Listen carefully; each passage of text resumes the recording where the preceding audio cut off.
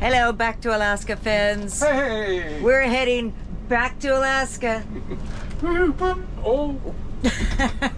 We left Grants Pass yesterday and we drove as far as Portland because that's where Jack's family lives and my son also lives in Portland. So we had a nice visit with them last night. And today we are on to the real adventure begins today, in other words. Starting with getting past these cones. South Carolina Street, then turn left onto Anyway, yeah, we're heading to Hope today, hoping to make it as far as Hope. Actually, we have to. We just reserved a camping spot, so. And here we go. Woohoo! We got Shuggy is Pookie, the one-eyed warrior kitty, is firmly nestled under the bed where she likes to be. And Skookum and Shadow, and the whole trip yesterday was just fine. Everything's fine. So far, so good. And we'll keep you posted as we go. Love you guys.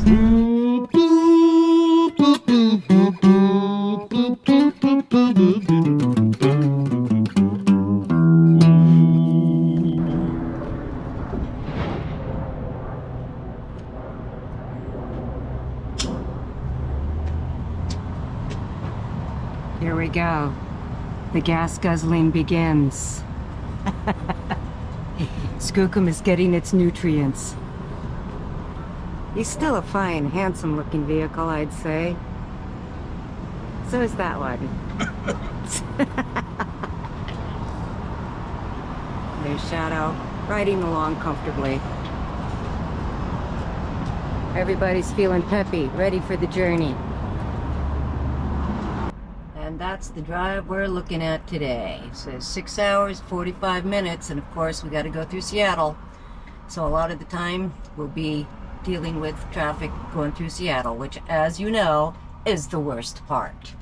We'll be very glad to get settled tonight because honestly, the first 2 days are the worst part of this journey. First, getting out of the house, which it was difficult. I mean, it's always so stressful, and that last minute rush of getting Pookie out from under the bed in the house and hauling her out to the bus, and just, it's very stressful. It's so stressful, in fact, that we got a few blocks away and I thought to myself, I don't remember if we closed the door or locked the door. And that feeling was so strong that I texted Johnny and Leaner later in the day after I knew Leaner was home and said, you know, you guys, I don't know if we closed the door. Could you go check for us? And sure enough, the door was locked, but it was wide open. So that's a pretty good start, huh? Yeah, okay. But like I said, the first day of getting out of the house and getting on the road, and then the second day of getting through Seattle and getting into Canada and across the border, those are the worst days of the journey. I mean, the road gets really bad, but that's a different kind of worst. So, yeah, we'll be really glad when we get settled tonight, and hopefully Pookie will be too. Check in later. 1:39:12. Alrighty, here we go. We've been on the road about 10 minutes and have already run into congestion. Practically standstill traffic. Well, it is what it is.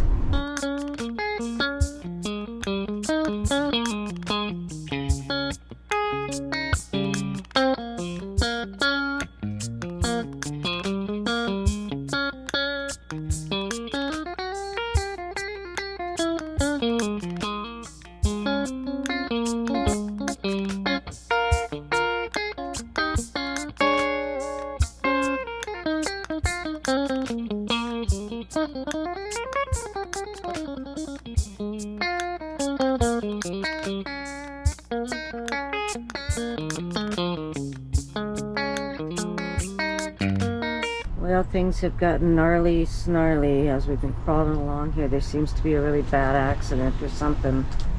We've seen many fire trucks and paramedics, and 4 lanes of traffic are trying to get down to 2, and it's quite a cluster hooty-hoo here, still trying to get to Seattle. And you don't mean hooty-hoo! No. Well, we're free at last, Lord almighty! Free at last. We're as free as a loose colostomy bag. Oh, God. End scene. Well, we were free at last and free as birds for about a minute. Maybe a minute and a half. And it's slowing down again. Oh boy. Well, getting through Seattle was basically a nightmare. Oh my God. I wasn't even driving and I'm exhausted. Take the second exit in the traffic circle. But now we're finally through and we've been driving through beautiful northern Washington. I'm always amazed at how pretty it is. And we're getting close to the border. And now I'm just really, really hoping that there's not a line at the border, because that entire stretch through Seattle felt like 3 hours of waiting in line. We were crawling along. There was accident after accident, and just crazy. Anyway, the last time we drove up, we made this really smart strategy of leaving our house on Saturday so that we would get to Seattle. Circle onto Washington 542 East. Thank you, lady. Continue on Washington 542 East for 1 mile. Okay, Dave, we will do that. We made the strategy of leaving Grants Pass on Saturday so that we could slip through Seattle on a Sunday morning. And I tell you what, that was worth it. It was so much better. So that's a strategy to keep in mind for next time if we ever do this again. And just like that, we're in Sumos and approaching the border. Yay. Looks like there's a tiny bit of a line. A few cars ahead of us. Shouldn't be bad. Alright, well, that'll be a few In minutes. 600 feet, continue straight onto Sumas Way, British Columbia 11 North. Thank you. We will. Alright, ladies and gentlemen, we are now in Canada. We did have to wait in line for probably 10-15 minutes. Wasn't too bad. This is the first time they specifically asked if we had a cat and specifically asked to see the rabies certificate. So good thing we had all that together. But that tells me that they must be on the lookout for rabies, which is interesting because in southern Oregon over the winter I was hearing a lot about some rabid foxes and stuff. There seemed to be a surge in rabies there, so maybe it's like a further thing. Anyway, we're in Canada. We got about an hour to go to get to our campsite in Hope tonight, and then we're gonna we're gonna collapse. Turned into a really long day. Like I keep saying, the first 2 days are the worst 2 days. Hello, Canada. Please forgive us. Yay, we're getting off the highway to Hope. that sounds sad, actually. But in this case, it's not. It's a good thing. We are tired. Jack made us reservations at the first campground that we stayed in on our first trip up 3 years ago. Wow, a million years ago. And this is what Hope looks like. There's a McDonald's. Seems at odds somehow.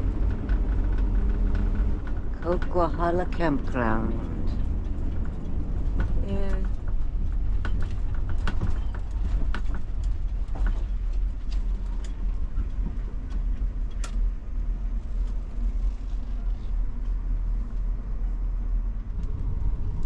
Alright, we got our directions from the very nice lady.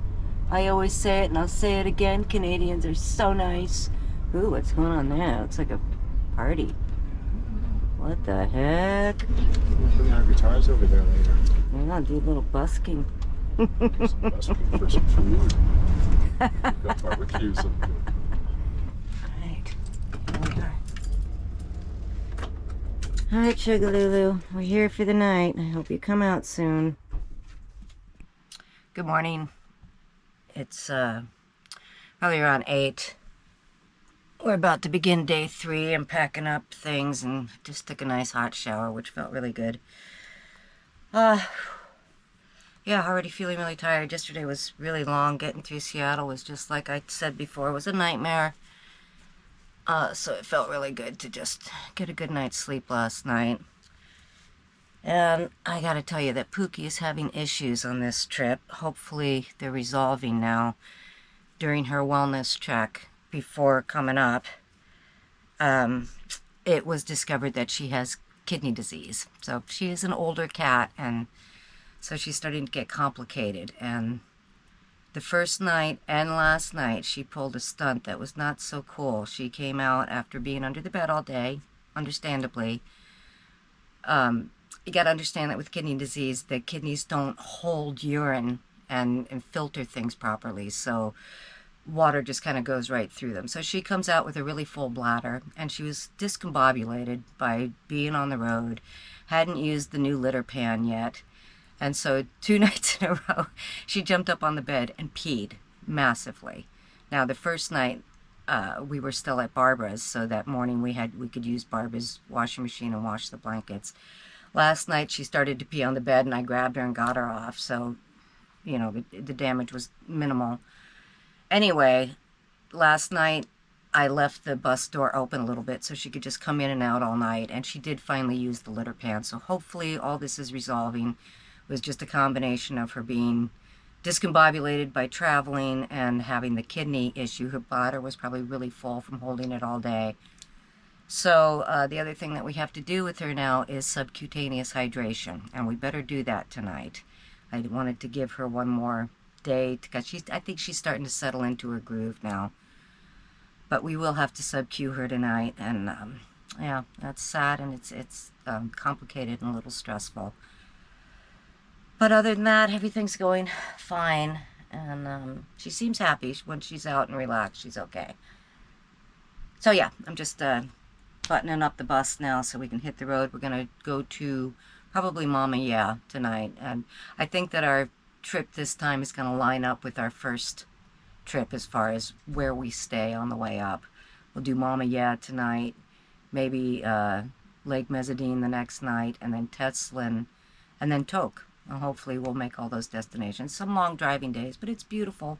Now we're into the fun part where we're going to see bears and stuff, so that's exciting. And Skookum is running great. Fingers crossed that nothing, you know, major happens.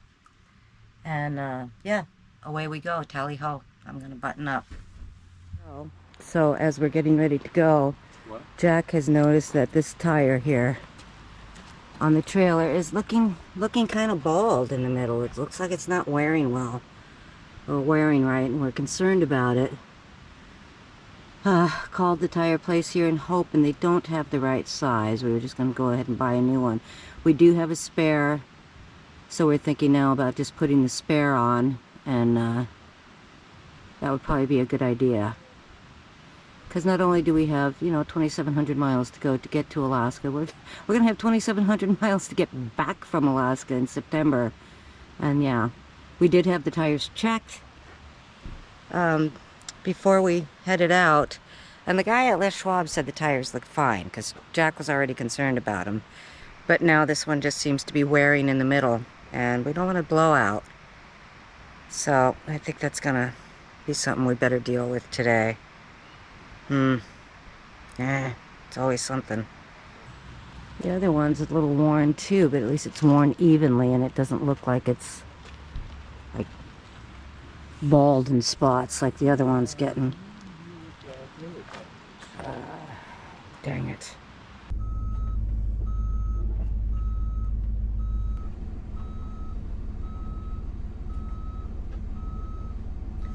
Well, you're so good at backing out now. He's a trailer backing expert. Whoa! Okay, so Jack made some calls, and it looks like Cache Creek is our best option. It's 2.5 hours away. They close at noon, the tire place there. So we're gonna fly and get at least one new tire, maybe two, and just make sure that the trailer tires don't fall apart. You know, I'm surprised at the guys at Les Schwab, because basically you usually assume that Les Schwab, their whole mission in life is to sell you tires, whether you need them or not. And he said, it looks good.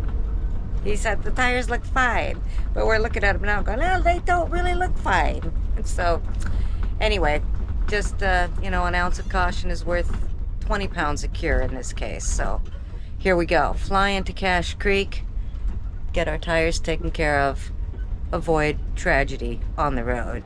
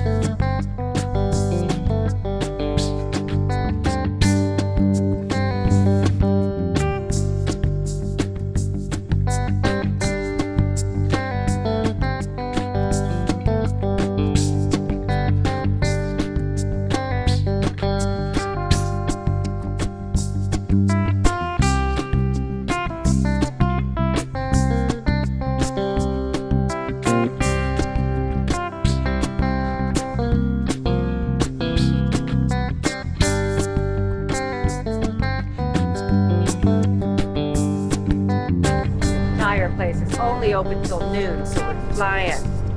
Because we're gonna have barely enough time to get there and have them help us out. Makes the morning more exciting, don't you think?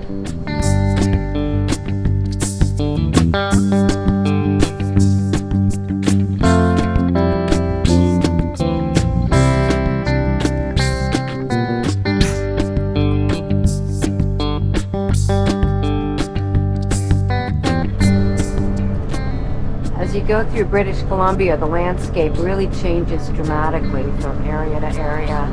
The first part is beautiful and green, as I showed you we were going through, and then it gets kind of deserty for a while, and it's also exacerbated by the fact that there's been fires through here and a lot of trees are burned. But it's interesting. You just go through so much different kind of countryside.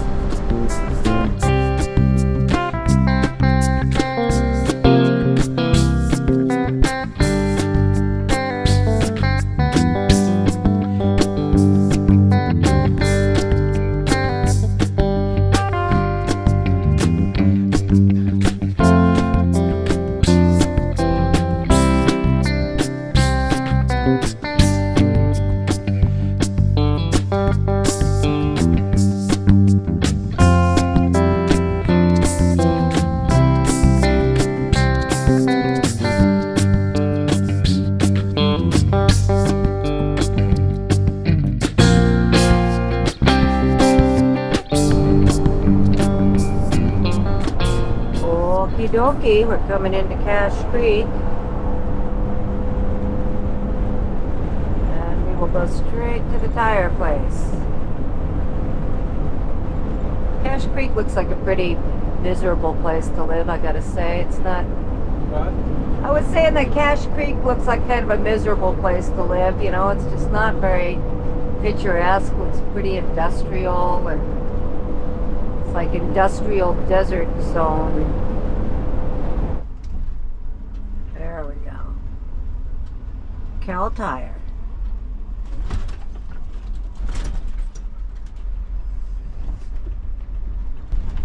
I have a feeling we stopped here before. We did. Ha ha ha! No wonder I'm having this strong sense of deja vu.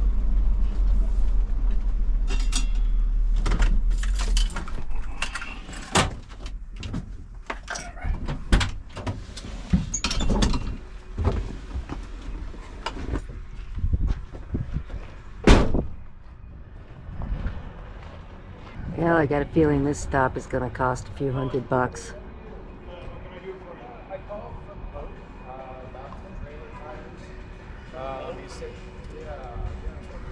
I tell you, getting ready for the trip this time, we had so many unexpected expenses.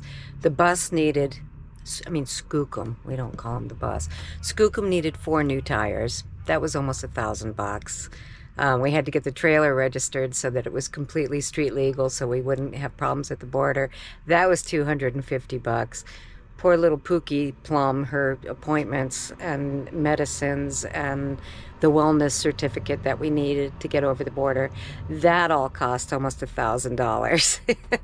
And now I got a feeling, like I said, it's going to be a couple $100 at least to get a couple of new tire trailers. But you know, you got to do what you got to do if you're going to do this, and so be it.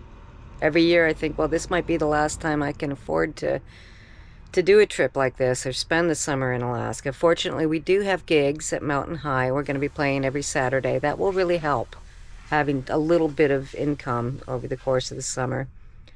And if anybody wants to hit the Patreon account or make a donation towards this channel, it would be greatly appreciated. Because, man, we're running on empty financially. But that's okay. We're still running.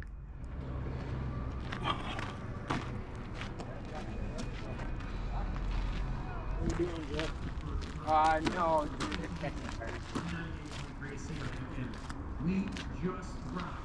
Very serious tire experts, you can tell.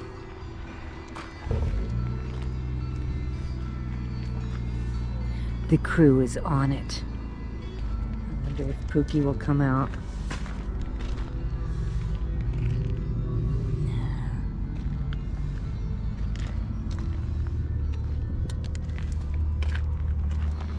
It's been interesting with Pookie in that she never comes out when we stop for anything during the day, during the course of the trip. We stop for gas, and even when we pull into the campsite and stop at the office, she doesn't come out. But the minute we're stopped for the night, she knows somehow, and she comes out right away. Strange. I don't know if she understands what we're saying, or she just gets the vibe that it's the final stop or something. I don't know. It's very interesting. Okay, well, we'll see what happens here. Wish us luck. All right, what are we doing? Crikey, we're gonna pull up to the pad. That's a take. Yep. You're on the pad. If you mean the cement pad. Yes. Got something on your face. I'm not sure if it's chocolate or It's tire chocolate, grease. yeah. Hey guys, Yeah. I just need to grab your keys for me, All right. and I cannot have you in the driver's seat. Oh, of course. Yeah, just for safety reasons. And does your little trailer got like a VIN plate on it and stuff? Yeah. Okay. It's a sticker. It's not a plate. It's a VIN sticker, and it's See, all these things that we did take care of, though, turned out to be really important. For some reason, he needed that VIN number, too. VIN number, that's redundant. He needed the VIN. He's writing down all the information. So what are we doing? Oh, we can't be, oh, he's got the keys. Yeah, can't be. So we're waiting. I mean, are we buying 2 new tires? Yeah, I'm getting them. Okay, and then we won't have to worry, I guess, huh? That's Hopefully, yeah. One of the wheel studs is spinning, so I can't get the lug nut off Oh, the wow. side. So it's thankful it's being done here, and we couldn't have gotten that off on the side of the road. Oh, that would have been a real pain in the butt. That would have been a drag.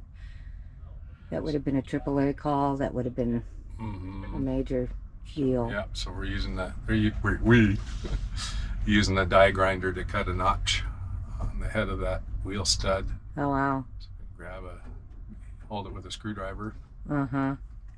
Wow. Okay, well, thank you for your astute care and awareness. And I am going to take this opportunity to re-ice the cooler.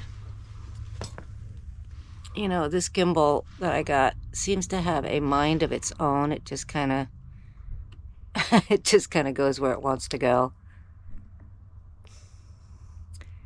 Yeah, not the best. It's the camera. The camera's not totally compatible with the gimbal. Anyway, I came up with a new way to do the cooler and the ice in the cooler because it's a very small cooler, but I bought tons of food to stick in it. And if we just put a bag of ice in there, you know how that works. It takes up half of the room, and then as it melts, everything starts bobbing around in the cooler water, and it's just disgusting. So what I did this time is I put the actual food in plastic bags, and then I made individual cooler bags like this with the ice so that I can put it in around the food, and the food stays dry, it stays cold, we don't end up with a whole cooler full of water. So that's cool. No pun intended. So yeah, and then with what's left in the bag, I made a little ice bucket to stick drinks in. So it's a win-win. You know, every time you do a trip like this, you refine your processes a little bit and make it all more better. Ooh, and we even have the cold root beer still. That's nice. I like that. Okay. I got so much food this time. You know, everything is so much more expensive in Alaska.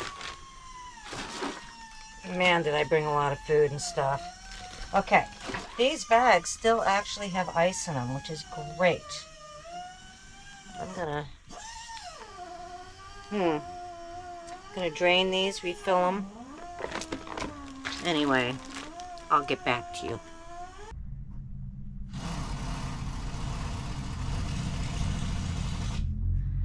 Sometimes the trick to averting a tragic disaster is just to see them coming and avoid them altogether. So once again, it's another chunk of money. It sure beats having to worry about having a tire blowout on the trailer, because that would really suck. And now that we know that Jack would have probably not been able to even change the tire, we do have a spare, but you know, there's always something. There's always something on top of something. So it's a good thing we're doing this. Adventure. Oh yeah, and the other big expense and complication that we haven't even discussed with you is my laptop. My dear old laptop. It's a Warrior. It's almost 10 years old, and the battery was dying. So it had gotten to the point where I had to have it plugged in all the time. Obviously, that's not going to work off-grid. We're just going to be draining our power packs constantly to keep my computer going. And, of course, that's what I do all my video editing on and so forth. So the battery was dead, and I took it in a couple of weeks ago to the one good place that works on Macs, and they replaced it. It cost $450. It's like, ouch. But they had to special order a battery because it's a vintage laptop at this point. And so after I had it home about a week, I just realized that this battery sucks. It's just not holding power. It's like not really any better than the dead battery that I just had exchanged. So I called them up last Saturday and I said, there's something wrong here, because even when I shut down all my apps and shut my computer down, I'd come back and it would be like dead in 2 hours. So they said, oh yeah, well that's not right, so bring it back in. So this was Saturday and we were hoping to leave Tuesday. So I took it in, and then got the word from them that, yeah, this battery's messed up. We need to order a new one. So it's going to be a couple days. And they told me it might be Friday or even Monday. And we said, no, we're already late. You know, we got to leave by Thursday. So as we're almost ready to leave on Thursday morning, they call and said, we got the new battery. We're putting it in. It'll be ready in a couple hours. So we said, okay, well, we'll wait then. And I'll just run to Medford and get it. And then we'll hit the road. Well, an hour later, they called and said the new battery was completely dead, completely non-functional. They said the laptop wouldn't even power up with the new battery. So I was like, oh, dang, what now? How can this be? What are the odds, right? So they're going to ship it. We had to leave without my laptop, which is no big deal not having it on the road, because I'm not going to be doing any editing, obviously, on the road.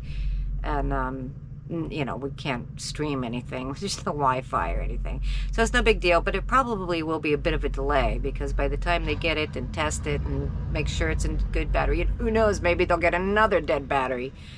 Yeah, I don't expect it to be there waiting for me when we get up there. So there's just little complications. Nothing major yet, fingers crossed. But a lot of little things to work around. And that's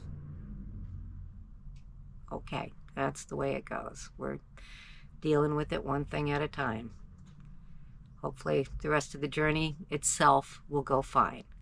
I'll be really happy for that. So far, like I said, it's just been little stuff. Nothing unsurmountable. But this is the way it goes. It's reality on the road.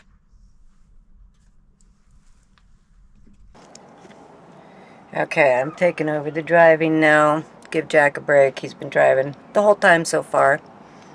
I mean, I drove his car up to Portland, but that doesn't count. So I will be the bus driver for a while. We're going to stop near 100 Mile House where there's an RV place that will have the right stud, I guess, for the tire trailer. I mean, everything is complicated. In one way or another, things get more complicated than you would even believe. But once again, I think we might have averted disaster by making this stop. I don't know if we're going to make it all the way to Prince George tonight. Maybe we won't make it to Mama Yah. But we'll see how the rest of the day goes. Maybe it'll just go so smoothly and swimmingly that it will be painless. Could happen.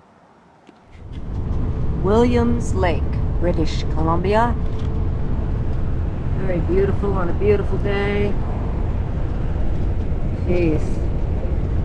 Must be nice to live here. The service at this station is exceptional. Wah, wah, wah, wah. Anyway, we just found out that there's some highway closures happening due to the wildfires in Canada. So we may run into trouble. It's up by Summit Lake and Fort Nelson where there's a couple of fires up there that are raging and volatile and unpredictable, and we know that the highway was closed last night. A friend messaged me and said that they've been stuck there for like 3 days. It'll be Monday, which is 2 days from now. Today's Saturday, before we're up in that area, so hopefully things will be open up by then, but who knows? I mean, it's just it's a bumpy road, and we haven't even hit the bumpy part. Yeah, okay. But there's that smiling guy I love so much. If we're stuck on the road, at least we're stuck together.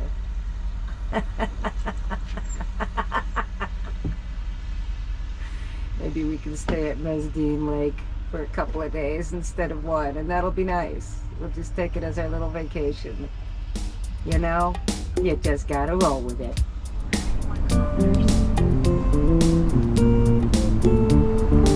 We're driving through the little town of Quesnel, and I really like this town. Every time we drive through it, I go, oh, what a cute little town.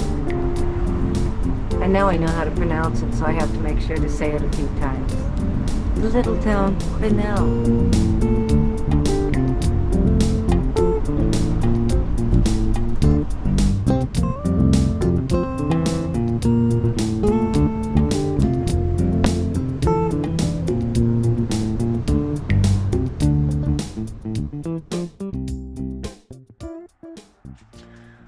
Okie dokie, we just got to Mama Yah. It's a lovely evening at Mama Yah. Just had our big greeting from Edward, the host, the owner. He's an amazing character. Anyway, we were discussing on the way here that the bus is smelling fumey again. It's like the exhaust is not being handled correctly again. Before our first trip in the bus, it was really bad, and we had some work done on it, and it got fine. It got totally fixed. But something has gone awry, because we were really choking on the uphill and downhill. So, of course, the minute we got here, Jack pulled out the manual, and he's looking. He's going to see if it's something obvious, because that's kind of unpleasant. So, it's been a day of this and that, a lot of stuff cropping up. But look at this. It's a beautiful day. Hopefully the princess will come out and not pee on the bed. The princess and the pee, except it's the princess and the P-E-E. Boy, Anyway, it's lovely, lovely here, and we're tired.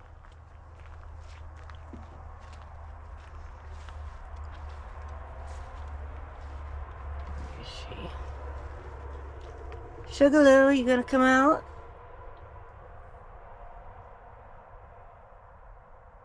Maybe she heard me talking about giving her sub-Q hydration tonight. It's gotta happen. All right. Well, we're gonna relax and I'll check in with you guys later. Ta-ta.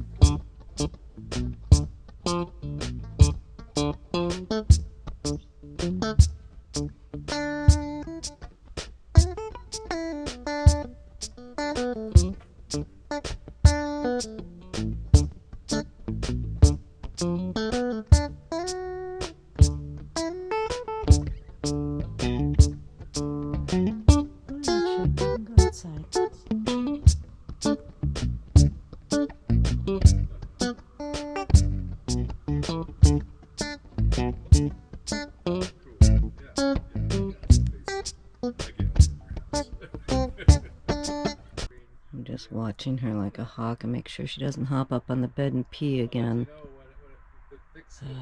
It's getting very complicated. She did use her litter pan at some point last night. Plus, I just left the bus door open so she could go in and out, and hopefully she went outside too. But, it's a beautiful morning at Mama Yah, just outside of Prince George. And we're waking up. Jack is handling the coffee duties. Pookie is settled in nice and warm. Looking a little annoyed that I'm talking about her. It's really a beautiful day. I think our objective will be to get to Meziadin, Lake Meziadin, that campground tonight, which we like to call the bear campground. Hopefully we'll see some bears today because we'll start on the Cassier. Go through Prince George, get on the 16, and then cut over to where the Cassier begins. And then hopefully by the time we're up back to Highway 1, back to the Alaska Highway, actually we go back to 97, hopefully the fire closures will be resolved, because boy, I think it's actually a good thing we got delayed a couple of days, because if we'd have left on Tuesday when we planned to, we would probably have also gotten stuck up by Fort Nelson. Some friends of mine messaged on Back to Alaska channel that they are stuck in Fort Nelson for 3 nights so far. I haven't seen the update today on the fire stuff, but we'll check it out. And anyway, we're not going to be in that area until tomorrow. So hopefully things will be open by tomorrow. Let's see, I got some delicious instant oatmeal. I'm really being, I don't want to say lazy about food this time, but I'm not doing any fancy cooking because it's just such a hard thing to do in the bus. Yeah, last night we just had like a debauchery board of food. I don't know how to say that word. Charcuterie. Anyway, we put out the big wooden cutting board with just snacks on it, and that was good. And let's see, I'm gonna make this oatmeal and button up the joint around here so we can hit the road. And I'll keep you posted on what I find out about the road closures as we go. In addition to the road closures that we may be facing, I also got a text from Sarah that will possibly affect our summer greatly, which I keep forgetting to tell you about, because when she texted this information, we were driving through Seattle and I didn't want to distract you. So I will read you that text right now. This will determine whether or not we will go left or right. No, this is not about the road closures. This is local Talkeetna news. And it goes like this. Well, here's some other irritating news. A few weeks ago, some jackasses were trying to cross the trestle with machines that were too big. One got stuck on the walkway, and one tried to get down the middle. One tried going down the middle and got hit by a train. No one was hurt. I don't know how that is possible, but no one was hurt. The jackass fled the scene. Now the railroad is going to redo the walkway again. They just redid it last year. We're talking about the walkway across the trestle that we drive the ATVs over. And this time make it 60 inches wide to accommodate the jackasses of the world. The bridge is probably going to be closed during the week, all week, which means that we can't get back and forth all week if they really do this. However, the last time they did this, they would open it up after 5 p.m. and before 8 a.m. John is not happy at all, and it will affect you guys as well. Hopefully something will happen and it will get stalled until winter. It makes no sense to do it now. So hopefully they will change their minds. I suggested, well, hopefully the people up the tracks will write letters and complain, and they are. Because it's just ridiculous to close the bridge during the summer. I mean, the people that live up the tracks wait all winter to be able to go back and forth and haul up stuff like us, you know, and work on their properties and everything. So hopefully the railroad is going to change their mind about that. Plus, I mean, the walkway being skinny like that, only just barely big enough for ATVs, has been by design to keep the bigger, wider, you know, trail tearing up vehicles. And if they make it that wide, it's probably going to be big enough for the stupid side-by-side, you know, like little car type ATVs. We don't want that crap up there. So hopefully they're going to change their mind and wait, because that is just going to screw up so many things for so many people if they do that. So anyway, that's the news I didn't want to distract you with while you were driving through hell in Seattle. So, yeah, little obstacles. Anyway, we'll jump off that bridge. Well, literally, or not when we get to it. Jeez. It's always something. It's always something. Jack is trying to isolate what's making the... Turn it off? Okay means turn it off? Okay. Trying to isolate what's making the bus fumey. He's trying to check for some kind of leaks or something.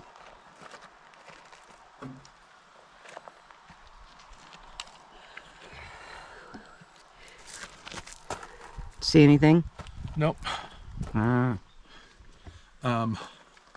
And the fact that we can actually idle without going anywhere and not smell it is also an indication of that theory of a low pressure area being created and coming through that big gap that we had. Okay. You know what I mean? Yeah, we'll get it all stuffed up. And both of the holes back there stuffed today and see if that makes a difference. Mm-hmm. Okay. And then we'll take it from there. Yes. The theory is that maybe because we have the stovepipe out of there and we've had a big hole there, that the open spot there has created a vacuum and just sucked all the exhaust into the bus. So today we'll make sure there's no holes back here and see if the exhaust problem is better. That's process of elimination. Getting ready to leave Mama Yah for another day of Alcan adventure. Look at this day. Oh my God, the air smells so sweet. And hopefully plugging up those holes made the exhaust problem better, because boy, it was bad sometimes yesterday. It was like, whoa, we're choking to death here. And we thought we had taken care of that problem. Here comes that handsome bus and that handsome bus driver.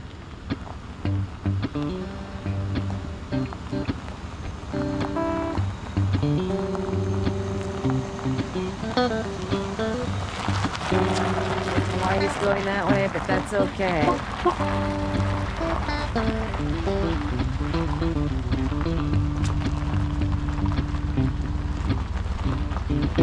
Here we go.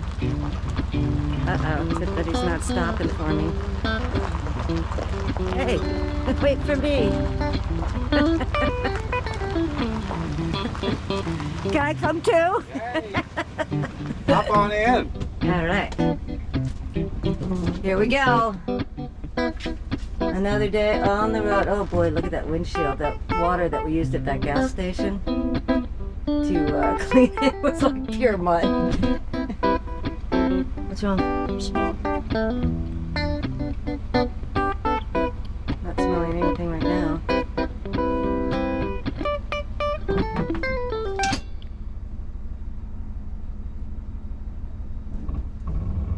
We'll know when we go up and down a hill. Well,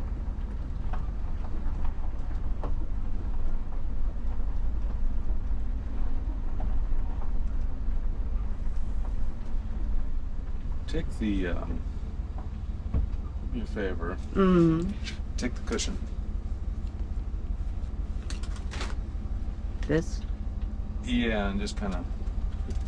Stick it down here. Oh yeah, I can smell it when I get down here. Some more stuff. Okay. Maybe that's where it's coming in. Well, let's first see, before we change anything else, let's see if plugging up that hole in the back. See, we took out the stovepipe because it just rattles and stuff and we're not using it anyway. So to preempt the process of it falling apart and rattling when we get on the rough road.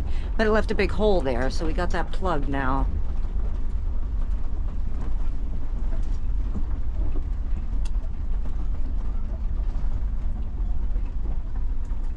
Thinking it might be coming in there too, but Where? I'm talking to them here. Shit. Seriously. It should all be coming out of the tailpipe. Right. Well, we'll see. No exhaust shops open on Sunday. Nope, whatever it is, we'll have to deal with it. There's the Mama Yah sign. As usual, Edward was delightful to interact with. He came to greet us and He gave us hugs and handshakes and gave us the meaning behind the sign. oh yeah, Mama Yah is his wife. We did not know that. He's such a cheerful soul. Yeah. I typically keep this channel completely apolitical, but obviously our relationship with Canada has been altered by the new regime. And it was interesting that Edward addressed that right away. He started saying right away that America and Canada are like brothers and sisters, and Canadians have no hard feelings against the people of America because they understand that it's one man making these decisions. So that was nice, and he came right out with that. There was no hesitation. So that was it was comforting because we said we feel really bad. You know, it's like suddenly you're living this relationship through an abusive ex. So, anyway, so Edward's very cool, and once again, Mama Yah was a nice experience. And now we are off to Prince George, and then soon on the Cassiar Highway, and hopefully we'll see some bears today. Woo. We're on the 16 now, and we are going through the town of Vanderhoof. And I must say, this is not an attractive little town. And we're looking for just like a grocery store so we can stop and get some ice and some water and garbage bags, things like that. Not finding a grocery store though. Like I said, this is it's a homely little town. Yeah, I guess people in Vanderhoof just don't eat. Either that or maybe this is just the outskirts and we're not in the actual town yet. So, yeah. Oh, I think that's the case. It's starting to look more civilized up here.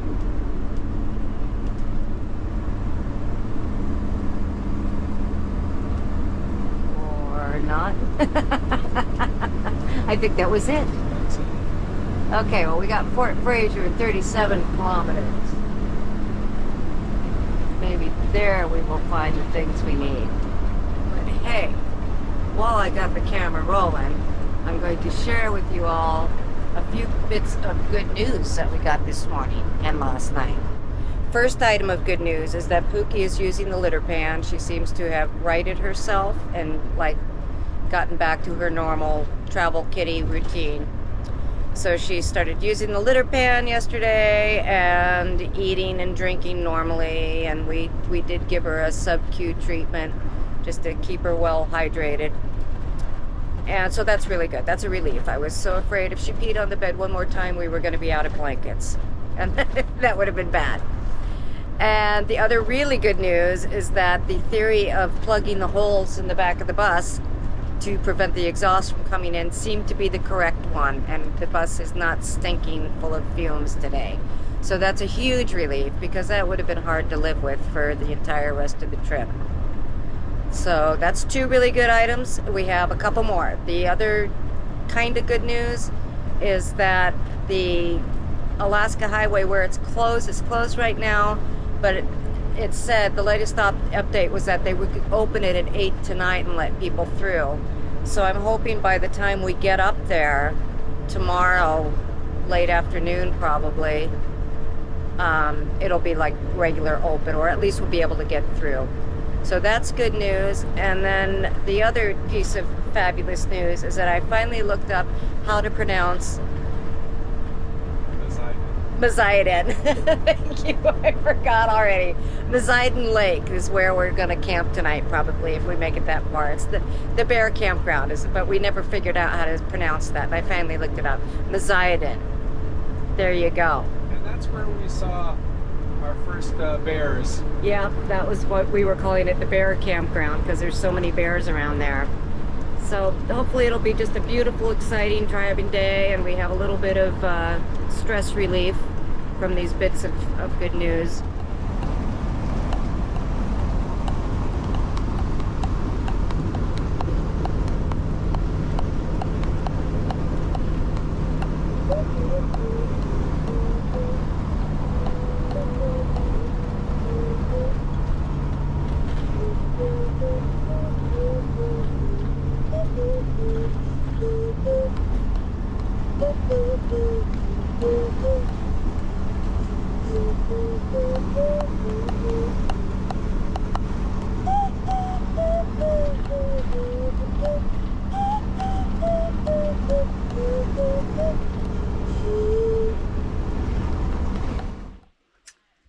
We have parked for the night at Meziadin Lake Park, Provincial Park. We couldn't get a site down by the lake because it was full, but that's okay.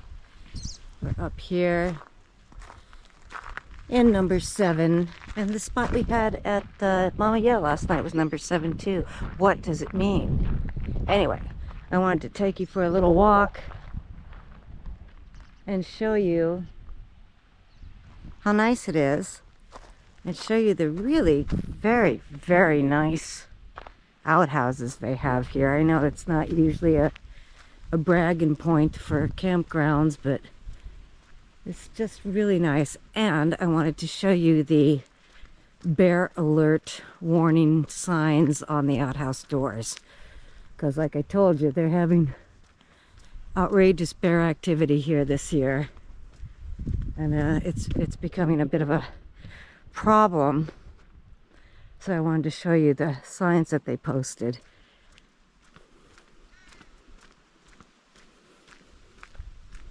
This is a really nice place. Okay, so here we go. Let me get this centered on there. It says what? Active grizzly bears in area, use caution when recreating. Entirety of Meziadin Lake Provincial Park. I'll get used to it. Grizzly bears have been observed frequenting the park on a daily basis and have caused damage to camper property. They have not been food conditioned yet and are likely in the area to feed. The bears are not responsive to bear bangers, and BC Parks is monitoring the situation. BC Parks asks that park users exercise caution and heightened awareness when recreating in the park. How? For your safety, please. Never approach or feed a bear. Maintain a clean and bare campsite by putting all food and garbage, including drink containers, in vehicle or hard-sided camper anytime you leave your site. Never sleep with toilet or toiletries in your tent. Make noise to avoid surprising a bear. Avoiding trails and densely vegetated areas is recommended. Keep children close. Keep dogs on a leash. Travel in groups. Carry bear spray. Avoid the use of headphones. Avoid high-speed activities. They may startle a bear, such as biking or running. If a grizzly bear is observed, or in case of aggravated encounter, please contact the RAP line. Report all. See, I just learned what RAP stands for. Report all poachers and I forget what the other P is for. Anyway, bear advisory. That's what it looks like. And then let me show you these great outhouses. I mean, they're just really nice. They're all wood, little hand sanitizer. They don't stink at all. They don't have any smell at all. It's really pleasant. We're kind of waiting for the host to show up and check us in this campsite. In this campground. They just come make the rounds and find you and ask for your money. And last time we stayed here, it's usually only like $23 or something like that. So it's really nice. Exciting bear opportunities. Lovely outhouses. Really nice camp hosts.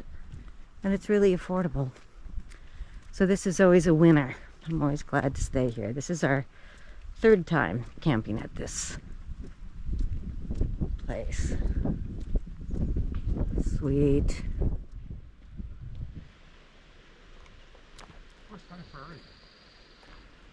I think this is probably the first time in the entire world ever, in the history of the entire world, that anybody has tried to jump rope and play nose flute strapped to his face at the same time.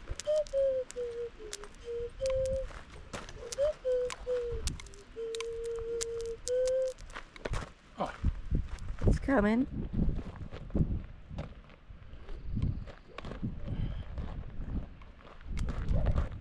No pressure. Okay. Oh, yeah, you missed it. We'll walk away. But we'll be listening.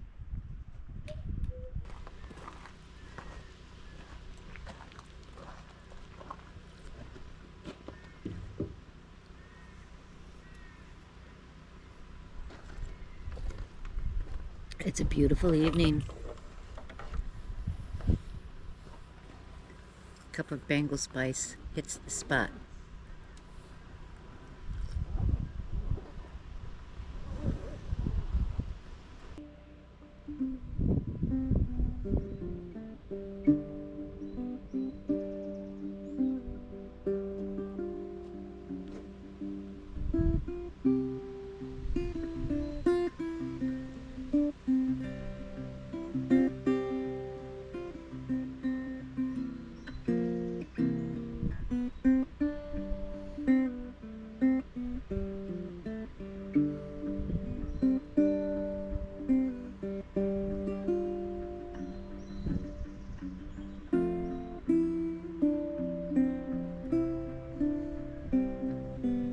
So this is wild. We were all alone here, and then this older Asian couple pulled in next to us. And they're apparently doing a video. They must be YouTubers. They must be doing a travel vlog. They're camping in their SUV, and they've got a whole interesting setup in there. They've even got a faucet and a sink or something. So check that out. They're just filming on their phone, and it's so windy it looks like it might fall over. Wow. Fascinating. And of course they don't know that I'm filming them for my YouTube channel. Oh, what a tangled web we weave.